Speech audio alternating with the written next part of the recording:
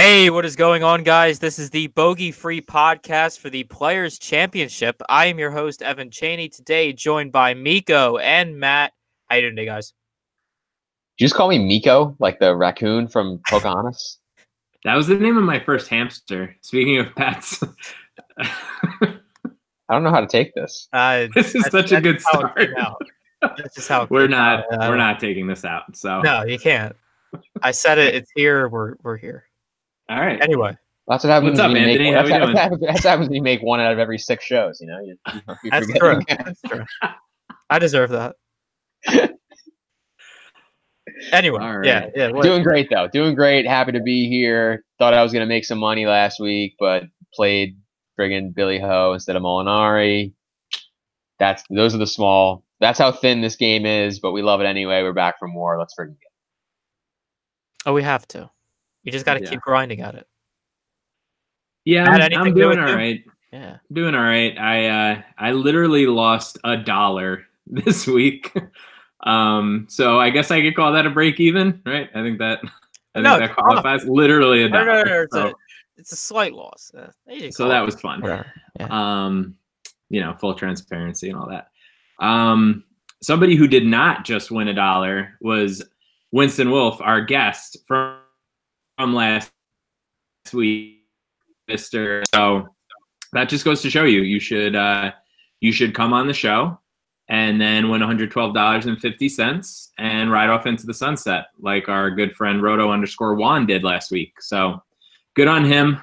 He had Molinari. Molinari is actually 12% owned in the listener league, which I don't know. I mean, I bet him, but I didn't really play him anywhere in DraftKings. So, well, he had great course history, so you obviously weren't in on him. Yeah, no, I bet those people. It's the ultimate life hedge, because then I don't need to tilt when people start trolling me about it. Fair. So it doesn't matter. Yeah, but good on him. He had 4 guys in the top 6, and pretty much waxed the floor with everybody else. Broke 500 points, so really solid lineup there. Second place was like 470, so really good lineup there. And yeah, that's about it on that. Yeah. Unfortunately, I did not repeat as champion. Did you even get in, or I just didn't scroll down far enough to see your entry? I think I ended in 33rd. Somewhere there. I posted a top 20, so I'm moving up in the world.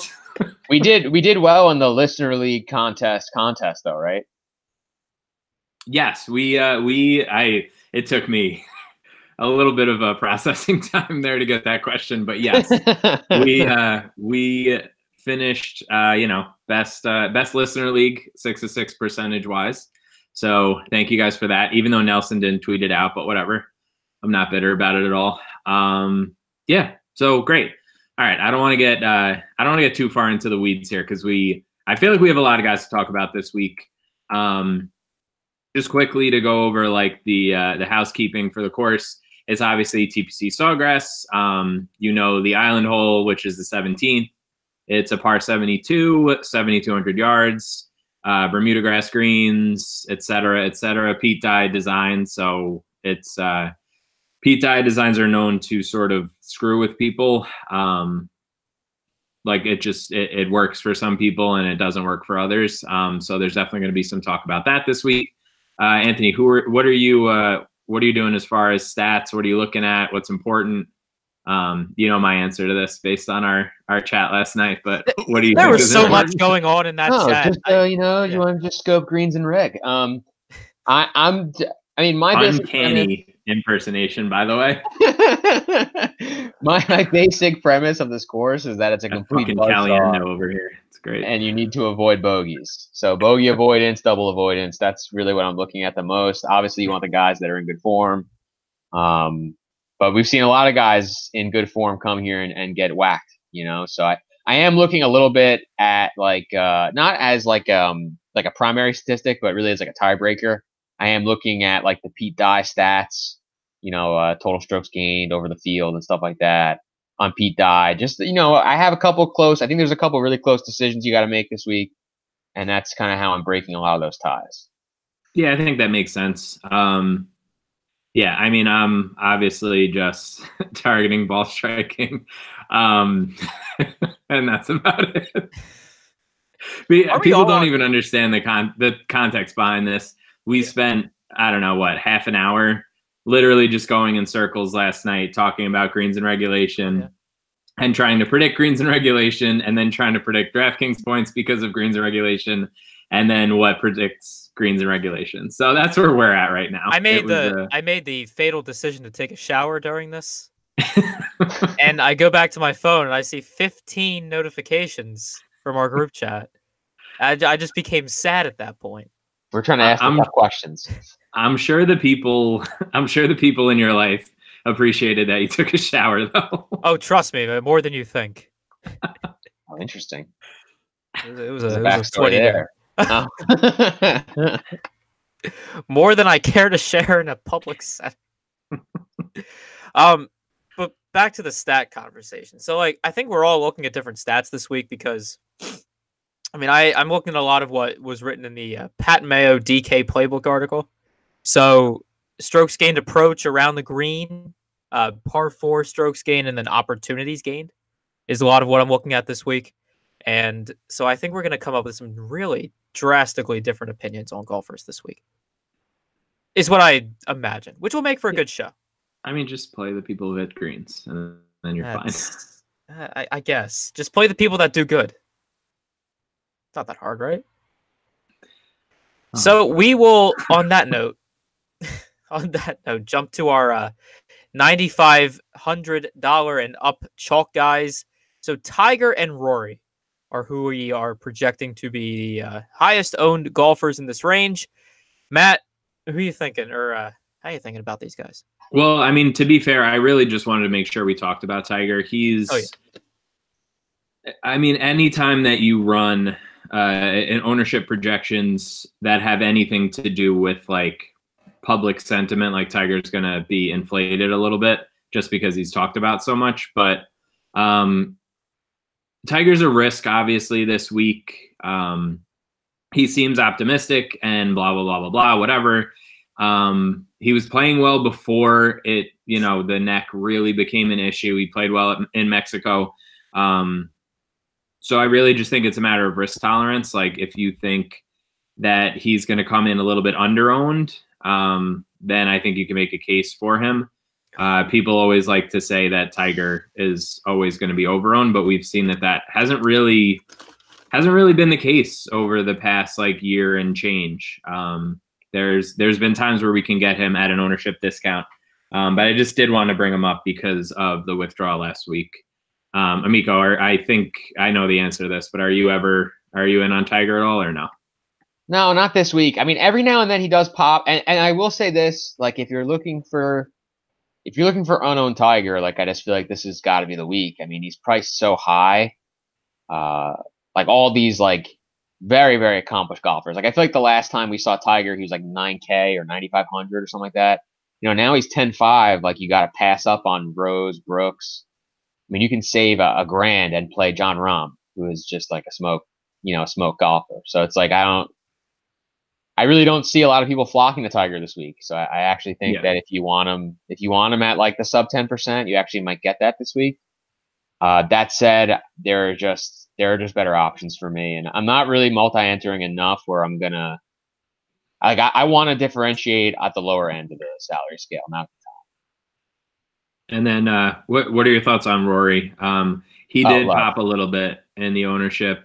He's number one, I believe, in my model this week. So yeah, what are you thinking? Because I think you can make a pretty good case to go 100% or 0% with Rory this week.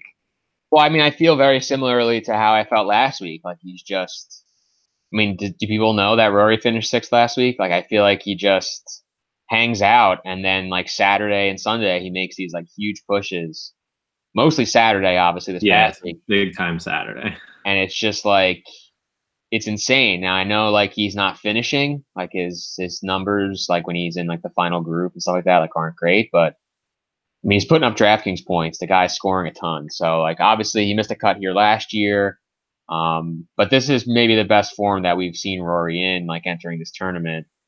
And I think you got to play him. Like I was fiddling with trying to get him in cash. I'm not really sure I want to make the sacrifices necessary to do that. But it's one of the rare times where I'm actually like really aggressively trying to get a guy over 10K because I just think he's that good. So I'm in on Rory. I still believe that with like DJ and Tiger and stuff, JT obviously, like it's a loaded field. So I'm not really sure. Like I don't think we're gonna get like what you thought we were gonna get for Bryson a couple weeks ago, like the 25 or 30%. Yeah, no. So I think still playing some Rory is good. Yeah, I have Rory number 3 on my ranking right now, so of course I would have a lot of him. Is the association model? Yeah, that was the saddest thing I ever did in my life. Try to build out that thing and it just came out with nothing. I don't know what I did wrong, but it just came out with nothing. It was just I almost cried. It was I worked so hard on that too. And then going back to Tiger, he is 5th on what I'm looking at, but that's just as of his last. All of this that I have here is just as of his last 24 rounds. So a lot of that is somewhat recent, but the health and everything. So even though he's number 5, I might be a little less on him than I probably should. Like for a number 5 golfer on a model for a given week. I feel that. So that's my take on that. I think we can safely go down here to our next range here, 8K to 9,400. We have Jason Day at 9,200 and Hideki Matsuyama, 83. How are we feeling there? Yeah, I mean, again, this is more of like I just wanted to bring up Jason Day.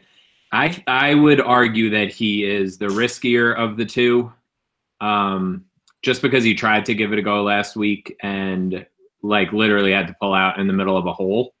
Then he was like on the like fucking Buzz Lightyear ride at Disney, which was just a weird move. But like other than that, I don't know. I am pretty hesitant to play any day with the injury concerns. That certainly could bite me, but I feel like I'm willing to just err on the side of caution here. Mm-hmm. Miko, what are your thoughts on going back to Day this week, and then Hideki bot there? Yeah, I mean he's got a tear in his L4 and L5 discs. If you want the medical report on Day, doesn't sound great to me. Dr. Miko over here. Doesn't sound great to me. Anytime that we've got numbers on stuff in the back and we have the word tear in the sentence. Yes, doesn't sound good. Usually not feeling too confident. And again, it's a loaded field. So like I'm sure that you'll get Day at low ownership after he just burned everybody, but like I'm not looking to make those kind of moves this week. Like I just don't think that you need. I think that there's definitely plenty of other ways to differentiate with getting good golfers than there is to take a guy that's like broken right now. So I will pass. And then sorry. So no, go ahead. Yeah, so even if he's healthy, I wouldn't play him here. I just don't think he's a good course fit. For what? I know you're laughing at me. That's fine. You can do what you want. He won here like 3 fucking years ago. I just don't think. No, just as of recent form, like recent form wise. Like I know he's like in the past he's been good here, but like he's just been struggling lately with things that you need to be good here, and of course the back as well. Right. So good reason just to fade. I just want to inform you that before the withdrawal, he had a 4th, a 5th, and a 13th. So I mean, he's not like just in the he's stats not throwing it out there. No. But I know what I mean, and that's Evan. Listen, I love you. I'm really giving you a hard time. I know what I mean. I'm giving you a hard time this show. I but no, it's fine. I mean, I love Hideki Bot. He's like one of the top overall plays I think on the slate. Yeah, I'm sure he'll be incredibly popular, like you're saying. Yeah. I mean, there's no way I'm fading him in cash at 8,300. But I think even in tournaments, like he's got good cut equity. We know he has upside. He's made his last 6 cuts. I mean, he's playing good golf. I feel like we've mentioned Hideki like each of the last few weeks, and it's just like kind of the same story. he's just kind of over the injury stuff. It's just a matter of him like nailing some putts. And the only thing that has me worried about Hideki is he missed the cut here last year, and he's traditionally not a great. Well, I guess last year with the injury stuff, you can kind of excuse that. But I feel like in general, he's not an amazing Pete Dye golfer. So that's the only thing that maybe like has me thinking a little bit. But the price, I think, just more than makes up for it. Yeah, and I'm not even weighing putting this week. So because of that, Decky is just perfect. Well, not only that, but just like to dive into like more golf thoughts here. He, as far as like the putting goes on fast greens like this, like to me, it's pretty neutralized. Like we talked about that a lot last year on certain for certain events. So I'm not as concerned as far as the actual like putting goes. It's more, he's had some success here. I don't think I even mentioned at the top. This event has been played in May most years since I think 2006. So it will play a little bit differently. So like the ultra course history people, Nick Barone just mentioned it in the chat. Like this is not going to be the same exact thing that we're used to seeing. So even if a guy maybe hasn't done particularly well over the last 5 years here, like this course could play pretty differently. So it's worth noting just because you can maybe take a stab on a guy who hasn't performed well here in the past. If you're super into course history because you like lighting money on fire. That's pretty interesting, actually. I didn't really think of that angle. Like the different think about how how we looked at the guys last week wearing like knit hats and like sweaters and shit. Like usually it's Mother's Day weekend. Right. And usually it's Mother's Day weekend for the players. So over the last 12, 13 years. So it's worth noting. I don't think it's a like real noticeable difference where like it's going to flip everything on its head, but there will be some differences in the way that the course plays. Fortunately for me, I come up with ratings including and not including course history. So we here now. Nice. Thank God. Yeah, Decky is like the ultimate smash play. Like 8,300 is too cheap for the way that he's playing recently. I don't know. I mean, I know he kind of sputtered around the course last week and didn't really do much, but I don't know. I have a pretty good feeling about Decky this week. I think I'm going to be overweight on him. All right. Yeah. I'm doing it. All right. You can't stop. And now let's kind of jump here to our bottom tier of chalk options. We have Rafa Cabrera Bello and Ian Poulter, $7,400 and $7,600 respectively. How are you guys feeling about them? You want me to go first here, Matt? Yeah, sure. Why not? Yeah. So I mean, I'm playing Ian Poulter like every week until he starts being bad at golf. Like he is in insane form. Didn't quite get us to T20 last week, but finished 23rd. Played pretty decent over the weekend. He's been really good here in terms of like making cuts. He's made 5 straight cuts, which is honestly just really hard to do at this course. Yeah. Finished 11th last year, 2nd the year before that. So like, I do like Poulter a good deal here. Isn't necessarily like doesn't have like crazy high cut equity. Like if you just look at the data golf projections, he's not like way above guys in this range. Like there's a couple guys like Leishman, your boy Gary, like those guys have better cut odds. Paul Casey, but like Poulter, I think is just overall in the best form out of all the guys in this range, and form definitely matters to me. Yeah, I think that makes sense. I agree with you on Poulter. I think that he's we saw him go through his little slump, and he's like, as of this time last year, he's been like fully back for a year. So he's definitely in play this week. RCB, I'm very conflicted on RCB. He gave me a heart attack in my head-to-head that I bet him over Hatton because he was up by 9 strokes after Thursday and then down a stroke going into Sunday. So that was not fun. he didn't really strike the ball particularly well last week, and it's been a little bit of a downward trend. Like he's been hovering around like 60% greens in regulation most weeks. Mexico he hit 66%, but that's been his high since like October. So he's getting up and down, and he's been putting really well, which isn't something that I necessarily want to rely on every week. So I think it might be a week to get off RCB for me. I mean, I almost just never play him, just because he's always in like a weird area of the pricing range, and I know he gets like a lot of I feel like a lot of the reason people play RCB is like, oh well, he's a highly ranked golfer, but like I just feel like I never quite have the sample on him that I want, and as a result, he just doesn't really make the cut for me. Yeah, the only thing he does well here, or that he does well for this course, is he's great on par fours. He's third in this field in strokes gained for par fours, but everything else he's terrible. Like, again, specifically for this course. So I'm just off him for that reason. Poulter's a good cash option. I mean, for what, 7,600? He does he has pretty solid stats for this course for that price. Yeah. So I'm on that for sure. For the record, RCB 52nd in the field in total strokes gained for Pete Dye. So that's, again, Poulter's 18th. So like I just feel much better about the overall ability to play on these kinds of courses. Last 50 rounds. Mm-hmm. I hear you. Yeah, Poulter. I built a Pete Dye model just like for fun for top 15, and Poulter has a 45% chance of a top 15 based on Dye stats, and RCB has an 11% chance. So it's a pretty big difference. Absolutely. All right, we want to talk about some GPP plays here.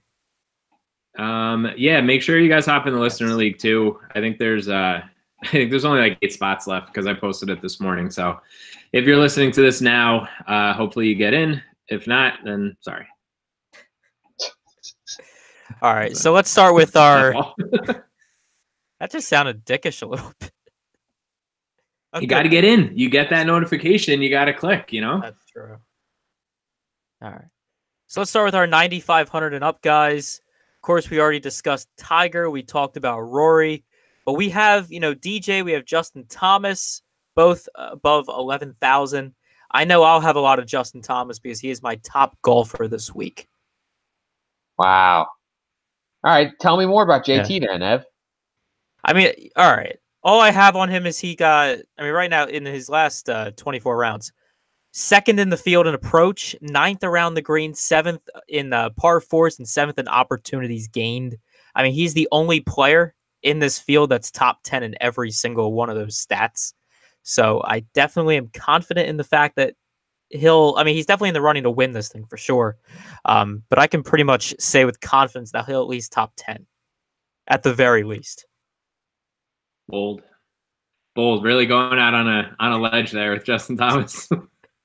Well, you gotta get farther down the pricing range to get to my hot scorching takes. Well, I understand that I'm saying that because I literally say the same thing about Justin Thomas every week.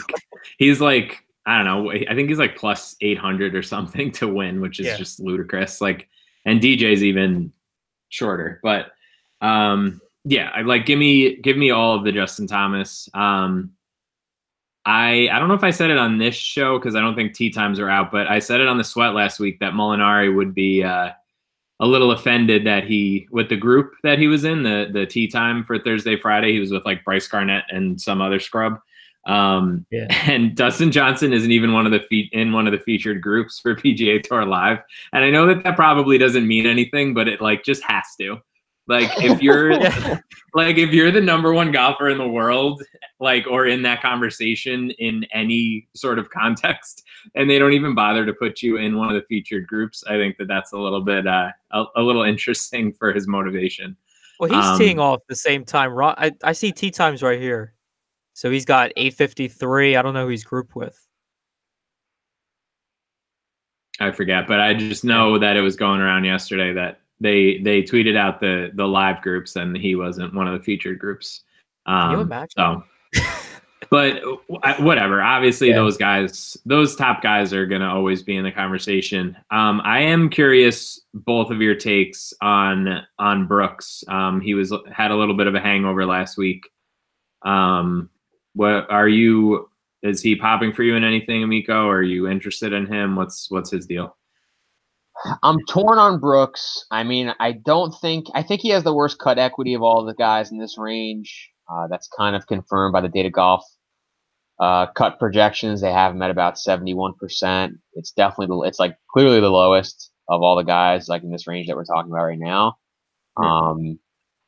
But he's still an elite golfer, right? Like, I mean, the guy won 2 majors last year, so we know that he can play tough courses. He actually does play Pete Dye pretty well. He's 4th in the field in DraftKings points. Last 50 rounds played on Pete Dye, so he's been good. Like, it's not like this is an environment that he necessarily will struggle in. I just would rather the form be a little bit better. Like, I don't love the guy coming off of a miscut.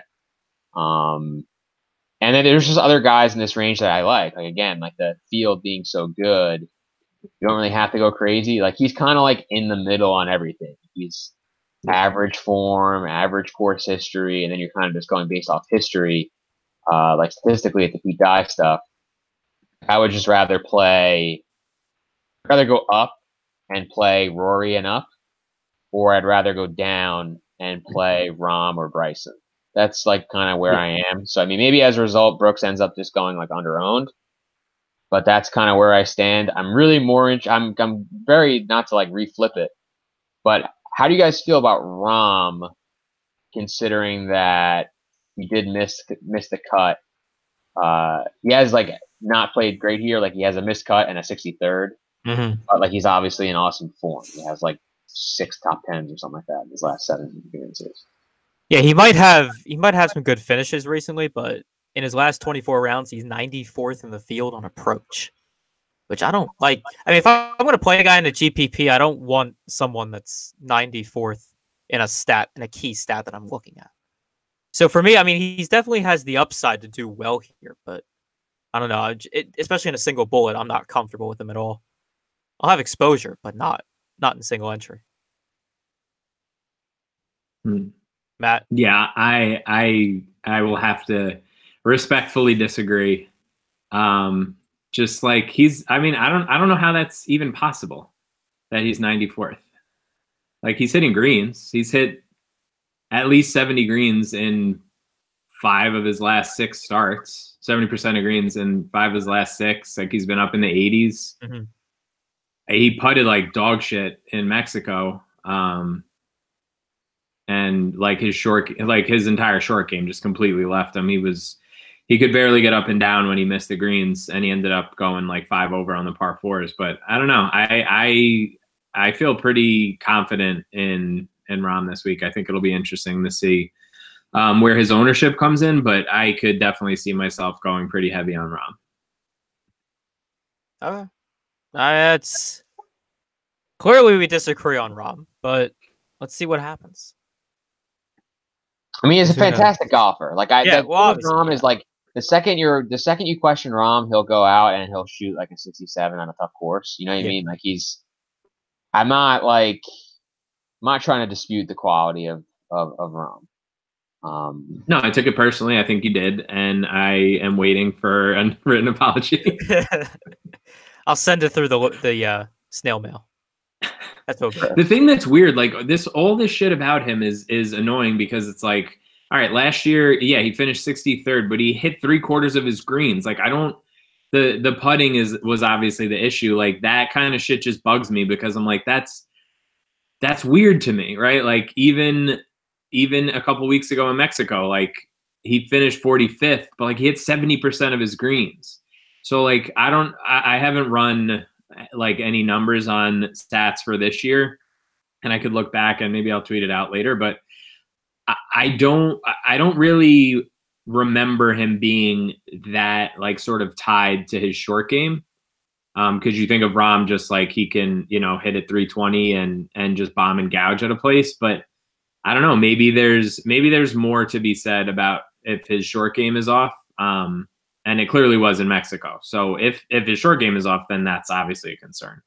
But I think just from a ball striking perspective, I think that he's been, pretty level and sustainable, and not going to be like, it's not like he spiked and is dropping down now or something. I like Rahm.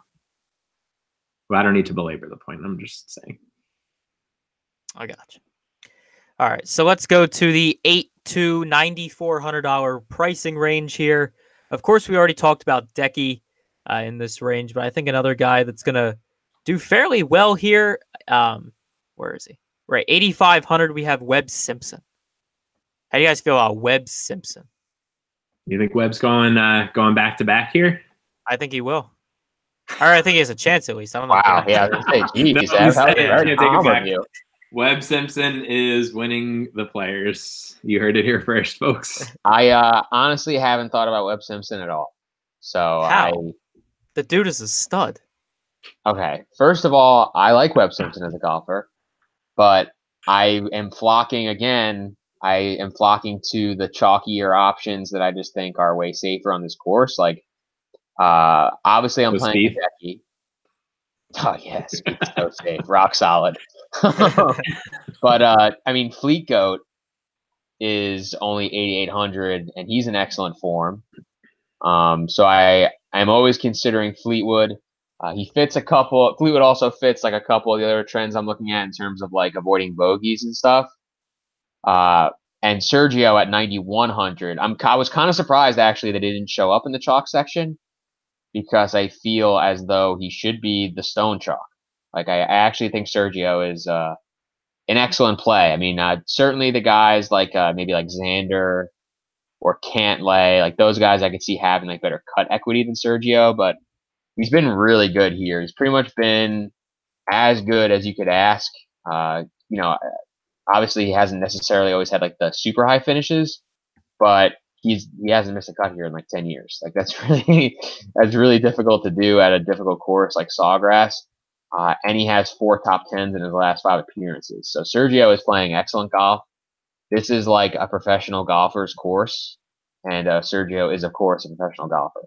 So I am like all in on Sergio this week. I'm really relieved that he's not, at least at this point, projected as like an uber chalk option, even though I'm sure he'll still be like, 12 or 17%, like in that range.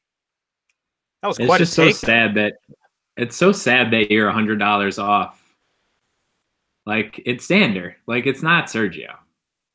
It's Xander all day. Tell me why. I mean, they're both great options. Don't middle here, Evan. One or the other. All right.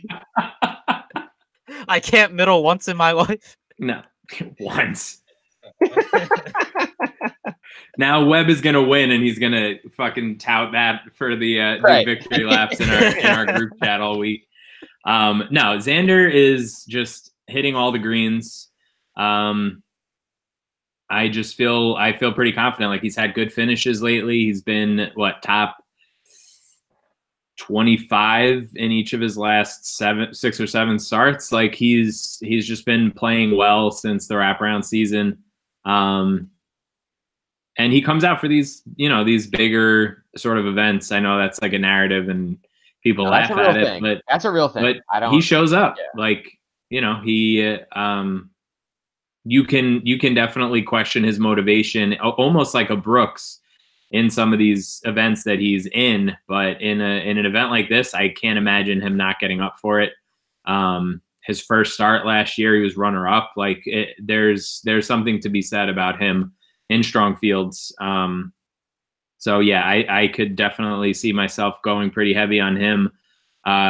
Fleetwood and Cantlay make a ton of sense for me as well.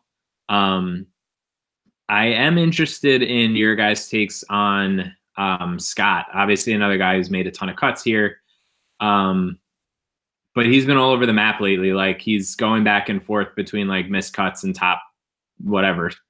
Like, miscut, 2nd place, miscut, 7th place, miscut.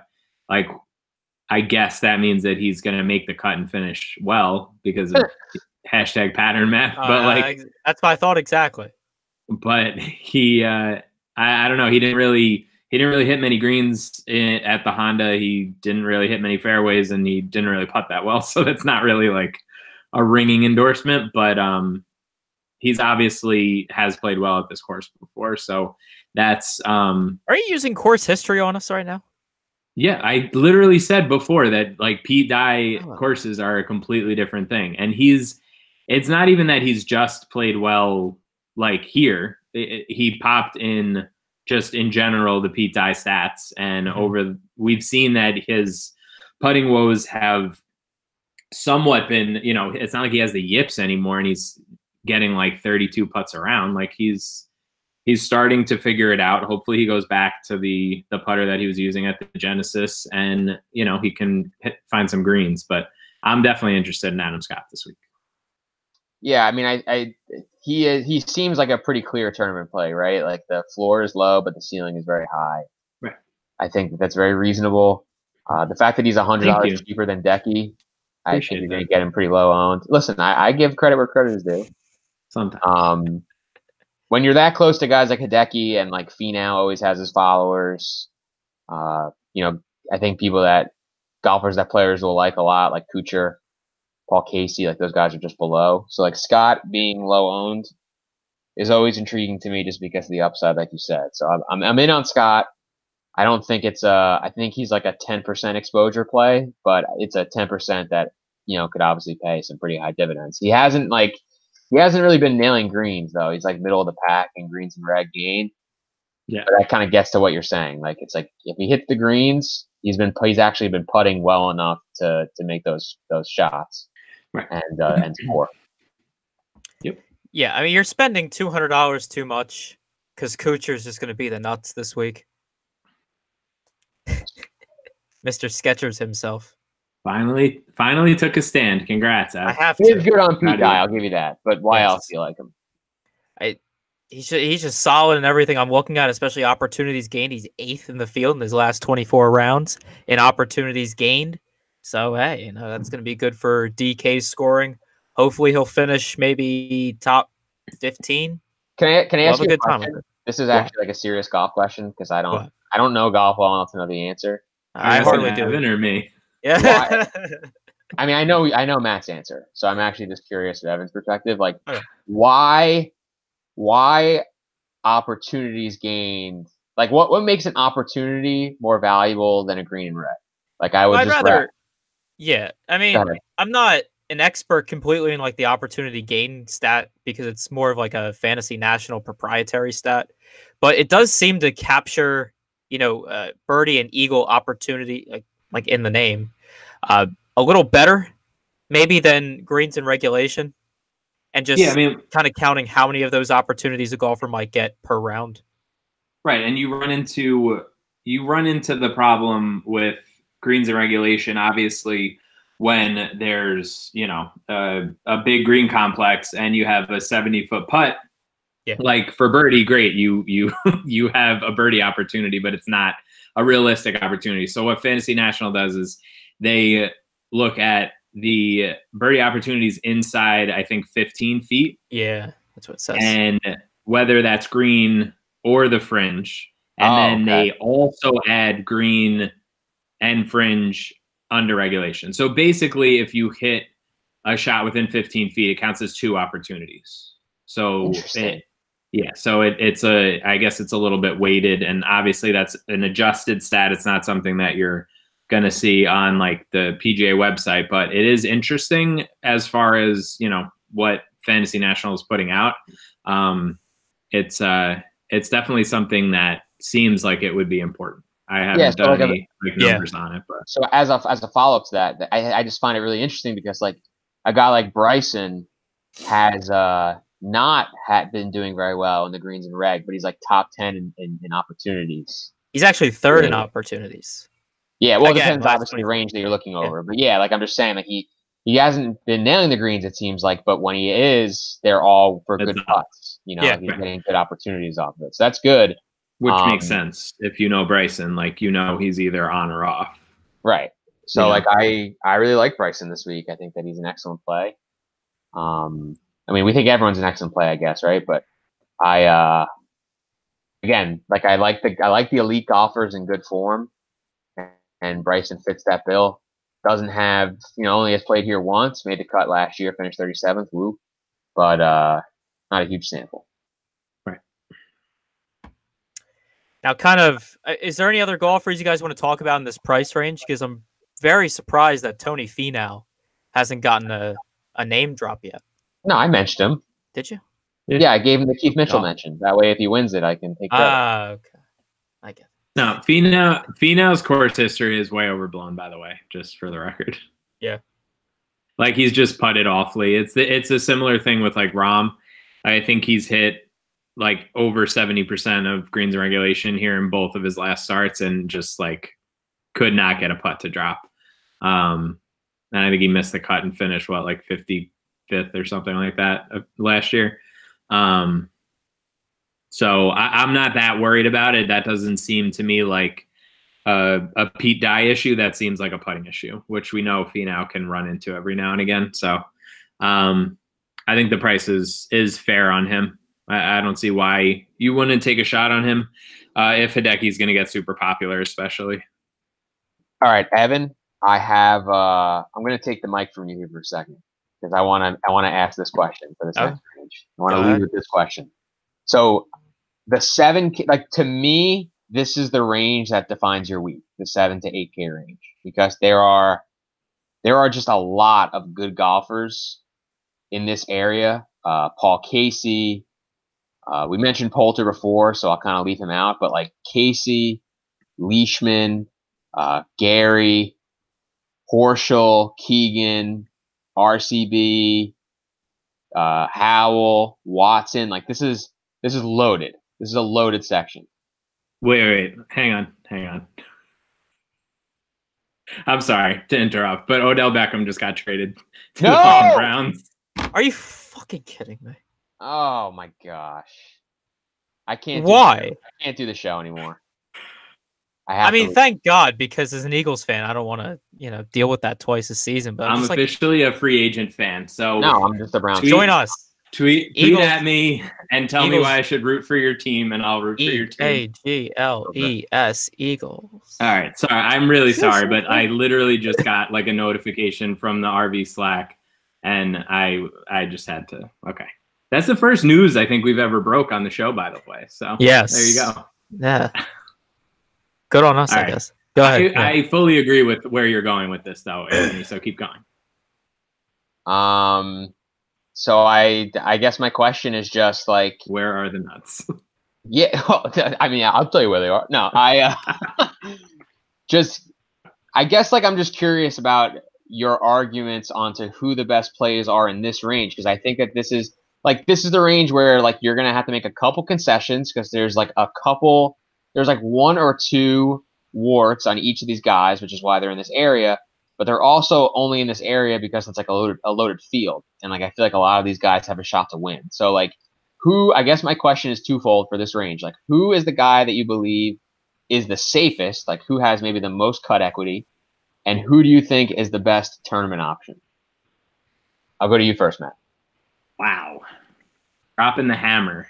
This is how I do shows, all right? We want the listeners to have some actionable stuff here.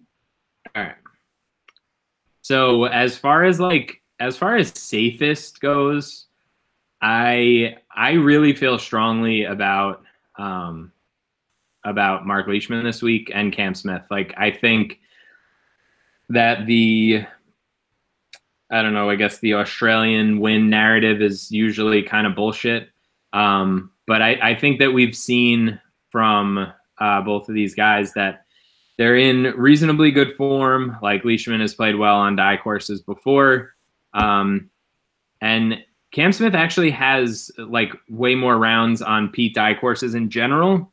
I don't know how many times he's actually played the Players. I guess I can pull that up. I don't know if this is his third time here. But I feel very strongly that both of them will make the cut. So I would say, like, safety wise, I feel very comfortable with them. As far as like who I think could like legitimately win, because I don't think that there's a ton of guys in here that have like a very good shot at winning. I think Stenson and Gary probably make the most sense to me. Like they're the highest in my model right now. Again, I know people like roll their eyes every time I say Gary, but I think it's a real thing. You have the 3 missed cuts in the last 5 years. I don't care. Okay. Have we not talked about this? Well, we haven't talked about it on the show. No, I mean like missed cuts in general. I'm leading you into the conversation that people. Oh, right. I forgot. Right. I forgot I gave you context for this last night. I just like dismissed. Yeah. So like last year was the hangover, right? He was missing every single cut after Phoenix last year. And then what was it the year before? I think it was his first start the year before since like the Masters, and obviously this used to be played in May. So like it was his first start in like a month and a half. So just saying. Okay. I'm not worried at all about Gary. He obviously didn't finish well at the Honda, but he putted like shit, and he still hit 70% of his greens. So since his last 4 starts, he's hit at least 70% of his greens, and that's what I'm focusing on now. So that's it. Boom. All right, Ev, go. Yeah. All right, where is he? How much is he this week? I forget. Who, Gary?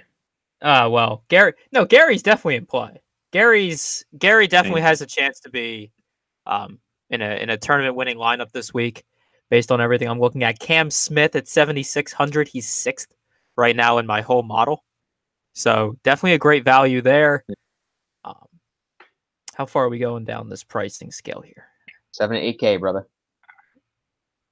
Yeah, no, I'll do you want my two studs, my 2 stallions at 7,100? Oh God, there's no such thing as a stallion at 7,100. Yeah, I mean, I'm gonna be honest. I wasn't even looking that low when I brought up the question. Go ahead. Glove Daddy, of course, is 7,100, and Taylor Gooch, the unfortunately named Taylor Gooch, who is the stone cold nuts this week. I'm telling you, Taylor Gooch. Had Taylor Gooch played last week, I'm pretty sure he would have top 10'd. Maybe he would have got you off Nate Lashley. No Lashley, no Cashley is going to be the thing that I put on my tombstone. But yeah, I mean, Glover, of course, he's coming to this tournament hot. He's 12th in my whole model, 26, especially on strokes gain approach. That's a big thing for me here. Taylor Gooch, he does have one small blemish. He is 89th around the green in this field in his last 24 rounds played. But other than that, he's great. I mean, he's 7th on approach, 16th strokes gain on par 4s, and 17th in the opportunity gain metric that we were talking about earlier.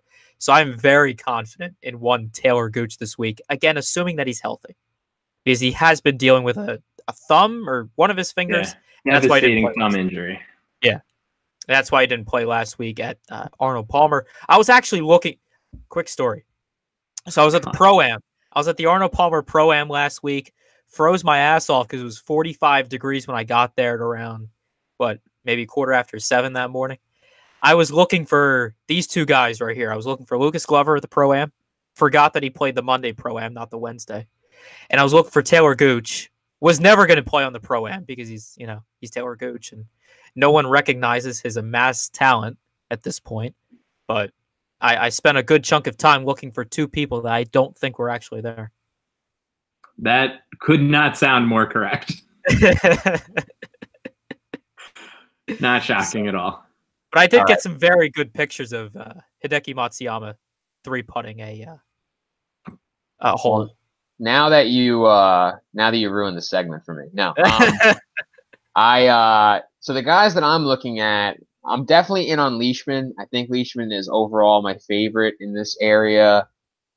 Good cut equity, plays like a good style of golf. He's in good form. He's been in excellent form, honestly, for most of the year. So I feel good about that. But I also just really like Paul Casey. And I know that Casey maybe doesn't have like the win equity that you want. I feel like that's always the rub on Casey. But 7,900 is just too cheap. Like, I feel like most of the time in these big events, he's like 8,500, 8,600. And we're debating whether or not we can play him if we don't think he can win. But like a made cut for Paul Casey is, I mean, I just feel like the odds are very, very good. Like him and Woodland by far have the best chances of making the cut according to Data Golf, both in excess of 73%. So I just feel like you have to be interested in Casey here. He's going to fit into a lot of builds. And the only thing is that I do think he's going to end up being very popular by the time we tee off. Like, I have a feeling by the time you post the projections, Matt, he's going to be one of the more popular guys in this area. The only thing that might save that is the fact that Kuchar's $100 more. I mean, that would be perfect to me. So that could flatten out. Like, if again, things change, but like I could definitely see even Phil getting a little bit of just like, I need Phil in a lineup love. Sure, yeah. And it's sort of like, we talked about it recently, but like guys who are right next to each other just typically flatten out if they're like reasonably popular. Like, I don't see a scenario where one of those guys gets to like 25%, you know? Yeah, and the guy that I think interests me the most, not like in the sense that I like him the best, but like just like literally the most interesting, is my boy Three Sticks, because I mean he's in fantastic form. I will continue to say this until people start agreeing with me verbally. Like, he's just really, really good. And like the notion that he has no upside is completely gone to me. Like, dude scores now every week. It's one of the dumbest things ever. Like, people, that's like one of the laziest things that people say in golf. Like, oh, I'll never get you a win. I'm like, he hits a ton of birdies. Like, he's really good. And he's 7,300. Like, the price immediately stood out. He just has a really strange course history profile. Like, finished 17th last year, but didn't play here 2 years ago, and pretty much everything before that is a disaster. So it's like, I don't really know how to weigh those things, because I do feel like him over the past like maybe 18 months or so is like completely different than what it was before that. So the fact that he missed the cut like 6 of the last 7 times he played here like doesn't necessarily mean anything to me. I'm not really sure how to take it. Also, 8 of his last 10 starts, he's scored over 75 DraftKings points. Oh, he's incredible. Like, it's insane. He goes up and down a ton, so it's like that he's perfect for DraftKings for me. I just big fan. So I think like if I were to rank these guys, I'd probably go Leishman 1, Casey 2. I like Billy Ho. He's probably 3 for me. Then after that, I'm kind of just grouping a bunch of these guys together. So outside of Poulter, I mean, Poulter is very, very good. But again, I just think this is the range. So like for me, like I'm really trying to hone in on the guys I like in the higher levels, because we talked about the guys already that we like. Like, I'm not really trying to stray too far from the path there, because I think there's just so many good combinations you can make in this range that this is where I'm going to kind of mix and match and try to make the money. All right. I like it. So I'm sorry. I know I made that like way too long, but no, that's fine. We'll go rapid fire on some of these cheap guys and then hit some cash locks and get out of here, because we're coming up against it now. Yeah, I mean, I'm so out of this fucking show right now. I'm so pissed that the Giants are traded. Yeah, did you see the return? So fucking mad. I'm raging. I just saw the return. It's no, I don't want to talk about it. Browns won. I'm trying to breathe. Browns may have just won the AFC. I'm probably gonna get on Twitch after this and just rant for like an hour. Trying to breathe. All right, let's. There's only one play that I like. There's only one play I like under 7K, and it's Russell Knox. Yeah. I'm definitely a big Knox guy this week. I have 2 more guys to add to that. So we have Benny On at 6,800. I have him 9th in my model. And then I have Sunjay Im. I don't know if I pronounced his name right, but you did. Oh, yes. Thank God. Only because I've said it every fucking week this year. He's 6,800 as well, and he's 10th in my model. Both have very good games on approach and around the green. I do prefer On in this range though, just because he's 14th in his last 24 rounds in this field in opportunities gained. So he does have a touch bit more upside, but I don't think you can go wrong with either of these 2.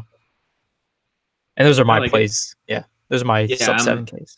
I'm obviously with you on Eam. Kokrak at 6,700 is just a ludicrous price. Wasn't he like 8,700 last week? Yeah, or 8,300, something like that. Like, yeah, and he's played well. It's not like he hasn't paid off.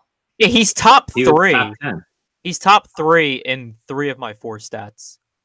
There you go. So that's pretty good, right? Yeah, he's definitely going to be in the lineups then. At that price, absolutely. I think maybe I'm definitely with you on Knox too. Honestly, I'm tempted because there are some decent golfers in this range, but I think I'm going to make a concerted effort to be a little bit balanced this week because I think people will load up on stars and scrubs, and maybe you can, catch some variance on your side and have one of these guys up at the top miss the cut and do pretty well. Because like somebody from 10K and up is going to miss the cut this week. Like it has to happen. So probably Brooks. If you insulate yourself a little bit and go a little balanced in, do a 3-entry max and don't pay 10K for anybody, I think you could put yourself in a pretty good spot if any like sort of chaos happens. Yeah, I agree with that. All right, so let's talk about 2 locks here, Matt. Oh, damn it! Yes, Evan, why don't you go first? Since you never go first. I hate going first. All right, everybody does. I'll go Justin Thomas and Webb Simpson.